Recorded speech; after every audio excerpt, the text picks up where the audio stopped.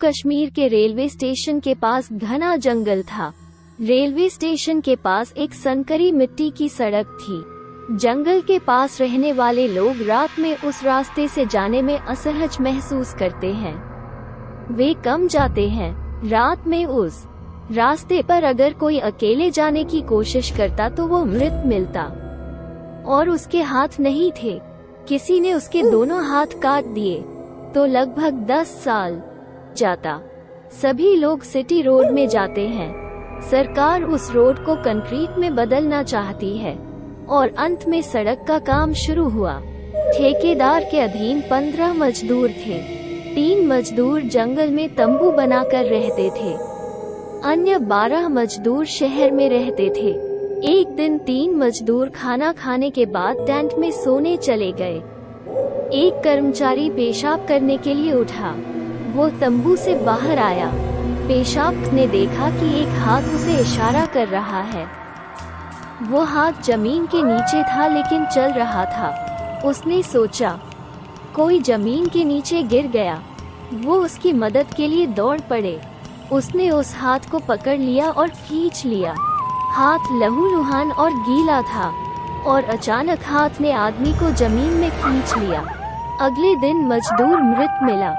उसके दोनों हाथ कटे हुए थे। दूसरे कार्यकर्ता और लोगों ने सोचा कि कोई दुश्मन उसे मार सकता है। बाकी 2 मजदूर बात भूल गए और फिर से उसी टेंट में सो गए। कुछ दिन बाद टेंट के पास किसी ने मदद के लिए पुकारा। एक कार्यकर्ता ने उसे सुना और उसकी सहायता के लिए तंबू से बाहर निकल गया और देखा कि एक हाथ जमीन में घूम रहा है और उसे इशारा किया।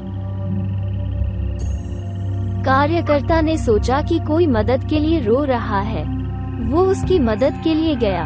लहूलुहान हाथ ने उसे खींचकर मार डाला। कार्यकर्ता जोर से चिल्लाया। टैंक में मौजूद एक अन्य कर्मचारी उसकी मदद के लिए दौड़ा, लेकिन हाथ दूसरे कार्यकर्ता को खींच ले गया। अगली सुबह स्थानीय लोगों ने देखा कि 2 मजदूर मरे हुए थे और उनके हाथ कटे हुए थे। पुलिस और सरकार ने मामले की जांच की, लेकिन उन्हें कोई सबूत नहीं मिला। मजदूरों की हत्या किसने की, उन्हें नहीं पता।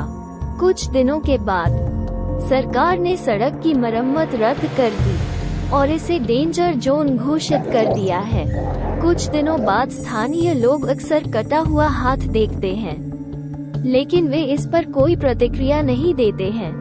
यह मामला अब तक संदेह के घेरे में है और रास्ता हमेशा के लिए बंद कर दिया जाता है। कटा हुआ हाथ रोज आधी रात को उस जगह पर घूमता है, ऐसा स्थानीय लोगों का मानना है।